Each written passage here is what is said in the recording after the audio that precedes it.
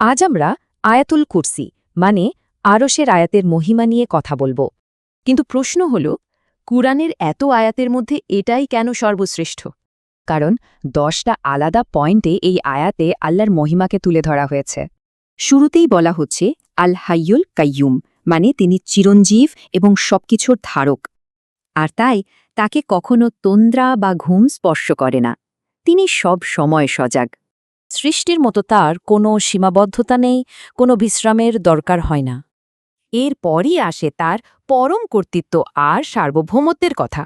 আসমান আর জমিনে যা কিছু আছে সবই যেহেতু তার, এখান থেকেই একটা প্রশ্ন আসে, তাহলে এমন কে আছে যে তার সামনে সুপারিশ করার সাহস রাখে?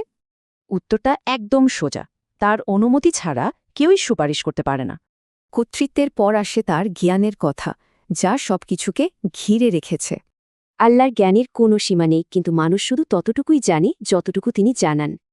এরপর আয়াতের মূল আকর্ষণ কুরসির ধারণা, যা তার ক্ষমতা আর বিশালতার প্রতীক। বলা হয়েছে তার কুরসি আসমান আর জমিন সবকিছুকে ঘিরে রেখেছে। ভাবা যায়? আর এই বিশাল সৃষ্টিকে সামলানোটা তার জন্য একদমই সহজ, কোনো ক্লান্তিই আসে না। আয়াতটা শেষ হয় তার দুটি মহান উপাধি দিয়ে, তিনি সর্বোচ্চ এবং সর্বশ্রেষ্ঠ।